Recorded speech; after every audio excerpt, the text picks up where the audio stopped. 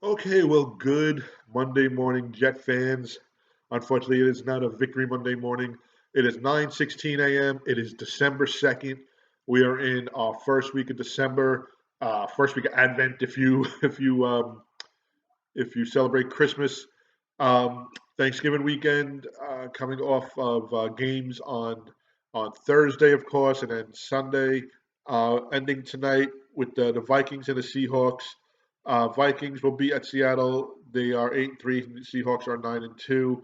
I think I stated this in my Friday or my Saturday video. I like the Seahawks at home to even cover the spread, I believe. Um, so before we get into our Jets and how they made history and some other history facts, I don't know if anybody knows about the Jets and winless teams.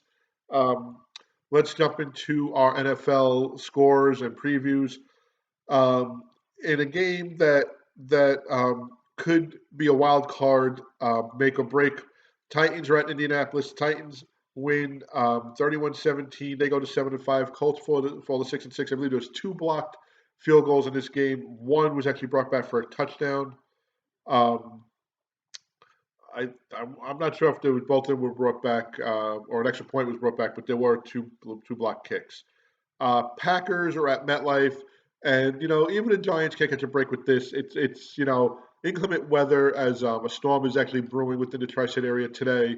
But snow started yesterday up at the Meadowlands, and you'd say, all right, New York Northeast team now. They play the Packers. That snow starts there in like probably late October at one point.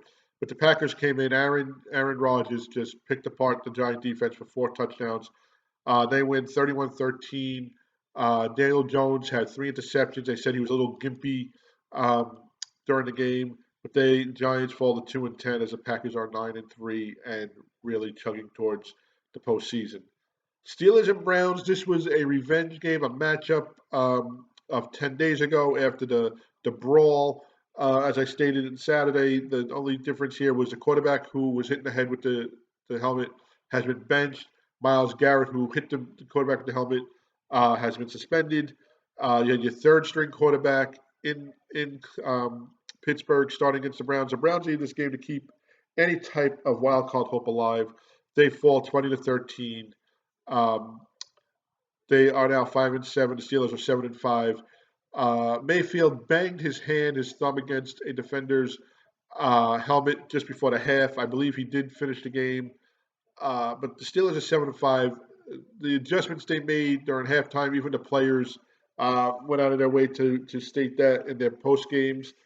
Uh, if the Steelers make the playoffs and even if they don't make a run, I think Mike Tomlin is at the top for Coach of the Year. Um, with just losing your Ben early. I mean, could get any earlier than game one of the season, and then having Mason Rudolph come in and kind of juggle some games, and then the all the controversy with the fight. Mike Tomlin's keeping his foot on the throttle and keeping his team moving forward, and that's leadership right there. Um, in a game where this could be a Super Bowl preview, the Ravens were hosted the 49ers. Ravens win 20-17. Both teams are 10-2. Both teams are just juggernauts in this league right now. And this could be the preview that we saw about 5 years ago when it was Harbaugh versus Harbaugh, Ravens versus 49ers, and the Ravens won. That was the Super Bowl where the lights went out, I believe, in the third quarter. But it's just amazing how the 49ers, second year in and Garoppolo and that defense is coming about. Same thing with the quarterback with Lamar Jackson and the Ravens, and they're just taking this league by storm. And they are now the number one seed in the AFC.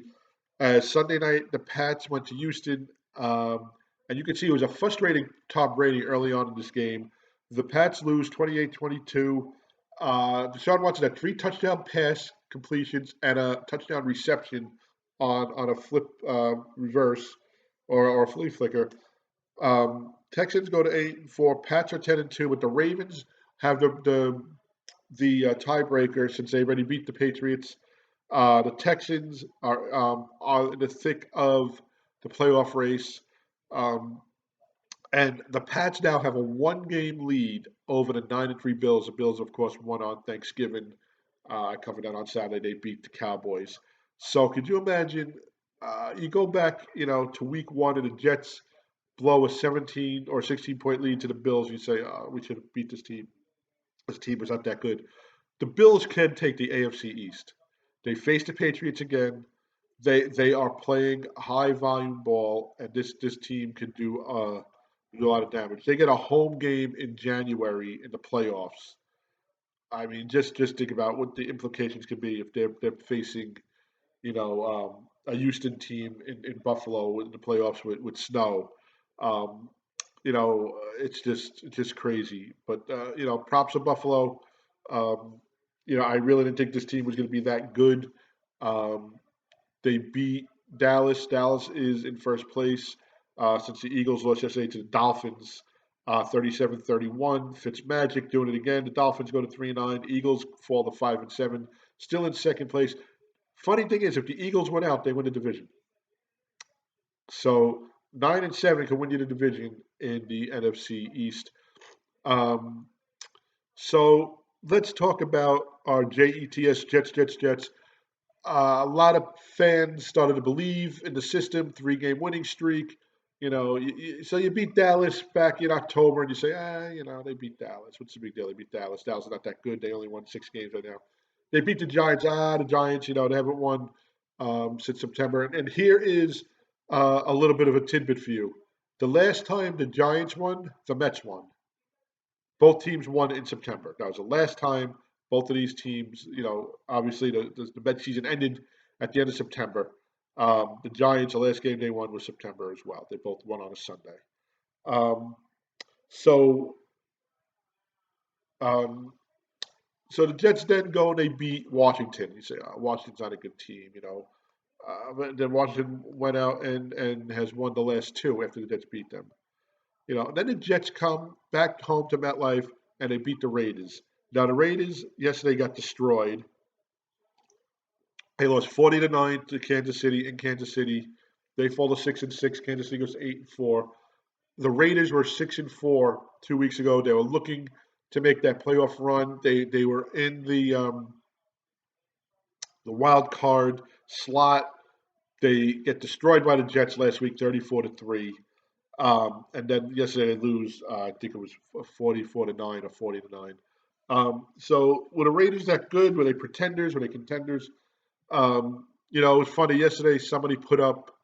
I want to say I'd be lying if I knew the commentator put it up on Twitter and said, "Well, the Jets everybody thought were contenders, but they're pretenders." How can they be pretender? How can they be contenders starting 1-7? If they started 1-7 and they're now 6-7, 7-7, etc. To make it around. They're 4-7. They won three in a row. They were never contenders. They made it interesting. They beat teams they should have beat. They've lost to teams they should have lost to. It's just crazy how the season's gone. But they go into Cincinnati. Cincinnati hasn't won a game all season. Cincinnati has the worst run defense in the league, and it was said that Adam Gase did not spend Thanksgiving at home because he was game planning for the Cincinnati Bengals. Adam Gase should have went home and had some turkey because the 0-11 Bengals got their first win over the Jets yesterday, 22-6. Um, and I had this gut feeling all week this is going to be a tight game.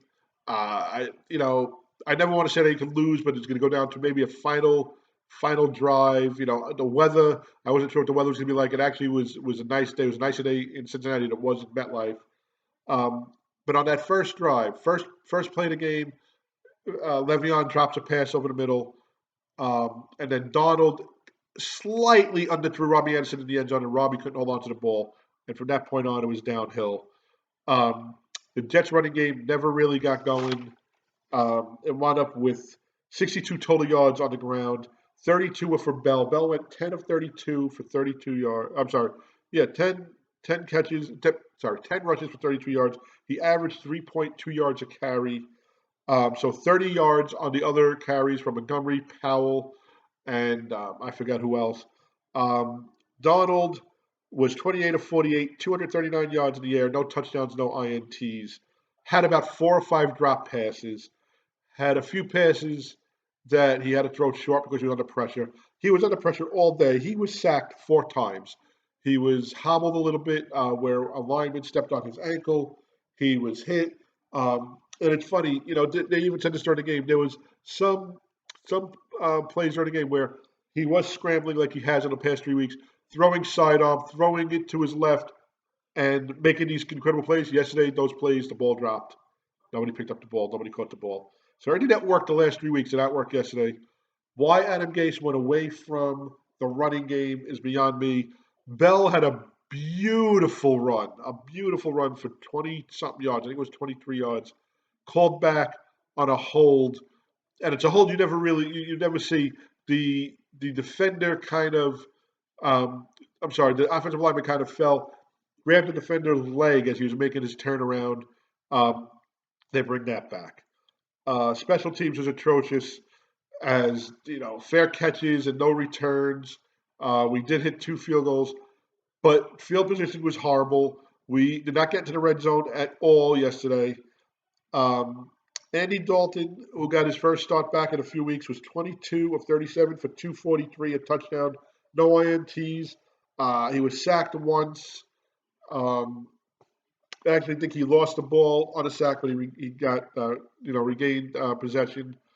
Um, I mean, Kevin Beacham had three sacks. I'm sorry, 3 penalties on him. One in the end zone, a holding call in the end zone, gave a safety to the Bengals, and that's basically how the game went.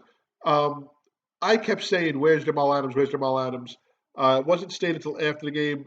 Jamal had an injury on the first series. I think it was actually the first defensive play he might have been in on.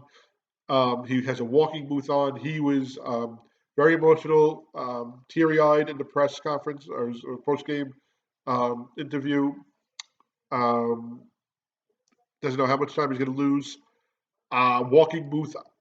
I'm guessing at least 1 week. He will not play against the Dolphins next week, which is big because I really thought after the horrible game he had against the Dolphins last month, November 2nd, he would he would have this huge game against Fitzpatrick next week, and now we won't see him. And who knows? After the Dolphin game, you have 10 days before. Well, I should say, yes, 10 days before he plays the Ravens on Thursday night. If he's not in that game either, I mean, I don't know. We're waiting for reports today. He'll probably go get checked out today, maybe an MRI, an examination of some sorts. But I hope to have some news. I'll put it on the Twitter feed. I'll put it on the website. And while I'm talking about that, remember www.nyjetstories.com, www.nyjetstories.com, Facebook NYJet Stories is our Facebook page. Twitter at NYJet Stories is our Twitter handle. And of course, on this YouTube channel, Alex Parziali, NYJet Stories. So third quarter, the Jets are still trying to battle back, and they put up a stat that if the Jets lose to the Bengals, they would be the first team in history to lose to two teams in one season, 0-7 or greater. They lost to the Dolphins a month ago, and almost a month to the day, they lose to the 0-11 Cincinnati Bengals. The game, now Sam said the team wasn't flat. To me, it didn't seem like there was any type of spark or passion or anything. I mean, this is a game you have to win. There's no way they could have said this is a trap game. There's not a trap game when you won 4 games all season. But this is a game you want to win. This is a game you go in there and you want to see your quarterback make progress. He didn't make progress yesterday. There was some decisions he made where he could have ran, and again he decided to throw the ball, and the ball fell incomplete. Um, the game plan, Greg Williams had to adjust because we lost Jamal. Jamal stayed in the game, but he was not the Jamal that we would know him to be. And that was the problem because that's where your depth comes in. At one point they blitzed Poole. He actually got dinged up on some plays. He had a head injury, but the coverage downfield and the linebackers trying to cover wide receivers just did not work. There was no pass rush unless they're blitzing. McClendon did get a sack, but there's no real threat to his pass rush. The secondary is depleted, and when you lose Jamal Adams, it's all on Marcus May, and Poole is dinged up, and you have Austin Bless, who's in his very very young stages of a career. It's not going to be good. And they played a Cincinnati team who has not won. Could you imagine if they're playing the Ravens? Excuse me. Uh, so team makes the history books. First team to lose to 0-7 or greater teams twice in one season. Go back 24 years, almost a day, 24 years plus. I believe it was November. They go into Carolina. Now, Carolina um, inaugural season was 1995 with the Jacksonville Jaguars. Okay, now I was at a game. I wanted to say it was week three, maybe week three, at home against the Jaguars, where the Jets almost lost to the Jacksonville Jaguars. And they beat the Jacksonville Jaguars. It gave the Jets the first win that season. That was a season where they went 3-13. To put it in perspective, the Jets played the Panthers. Okay, week six. The Panthers are 0-5. The Panthers are playing, you know, just trying to get their first win, and they do. Uh, I don't have the score in front of me, but all I could say is, and a lot of you remember this, Bubby Brister shuffle pass. Um, and basically, inside, I don't know if it was inside the 10, their own 10, or inside the 20. They're probably, inside the 20 or whatnot. Bobby Brisson decides to throw a shovel pass into offensive line. Of course, shovel pass, you hit the back, the fullback, the running back, or the tight end, your wide receiver behind your offensive line, and they're going to push through. Sam Mills came across the line and just picked off the shovel pass and did not stop, and he ran into the end zone. Okay, and the Panthers got their first win. They ended up going 7-9 that season after being 0-5. So they went 7-4 in their final 11 games, with the Jets giving them their first win. I actually think they won the next 3 or 4 after that. Um, so that's just another thing in the history books for the Jets. They always face this team that's really really down, that has nothing to play for, and they lose. No matter if the Jets are in a playoff hunt, or if they're not in a playoff hunt, they just seem to play down to the record that their team is playing. Um, and I can remember the following week going back, it was a home game the following week, and back then the teams came out the tunnel further from where I was, and they would jog.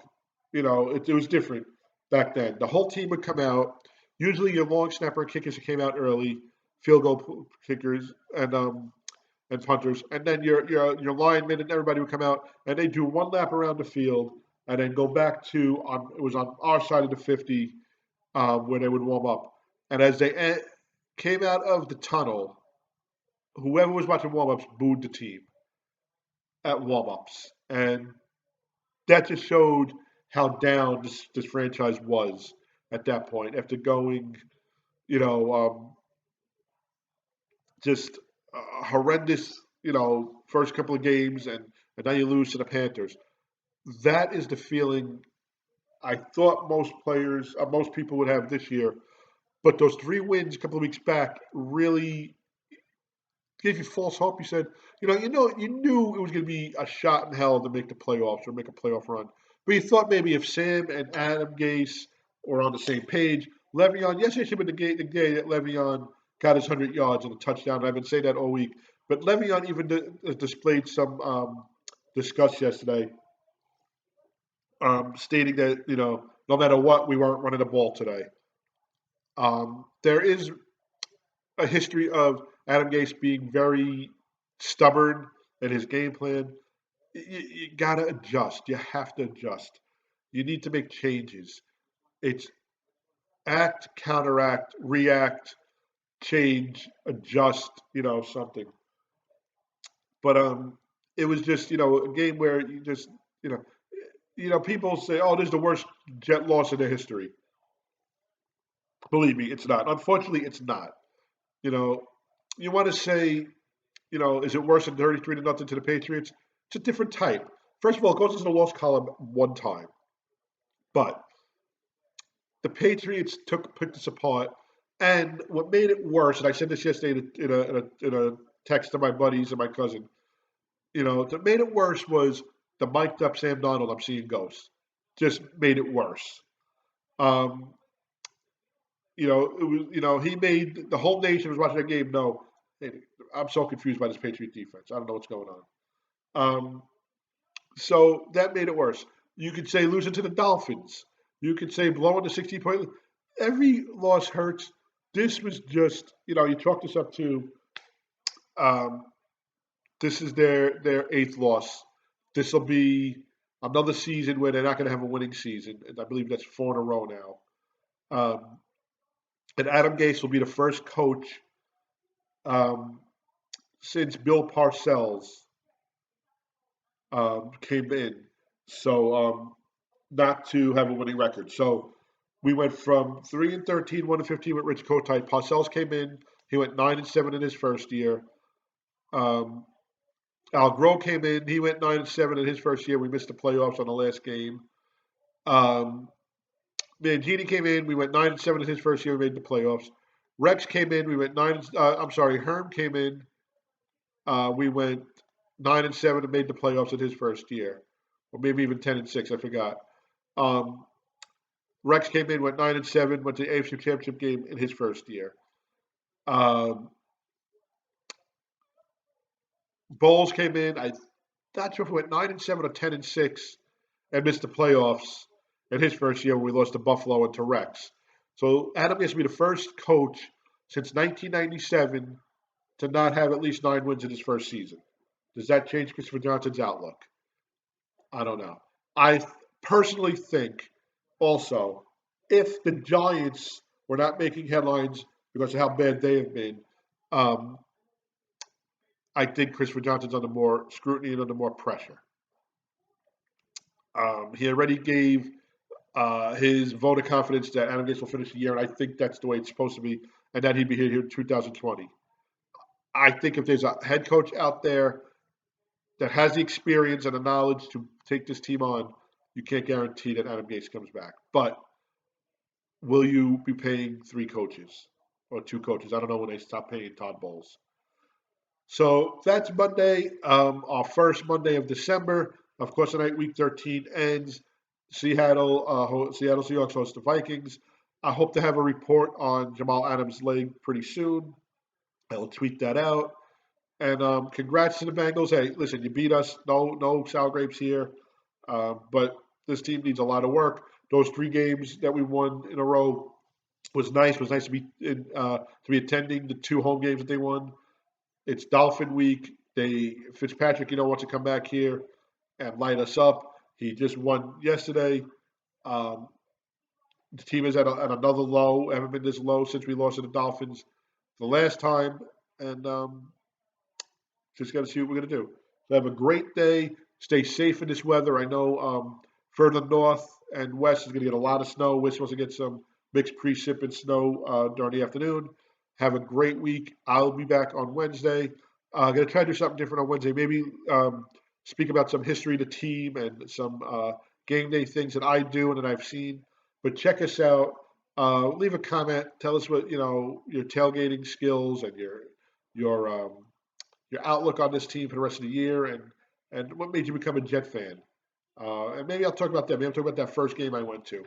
But please have a great day. Stay safe and keep your heads up, Jet fans. Wear your colors. I'll be wearing mine.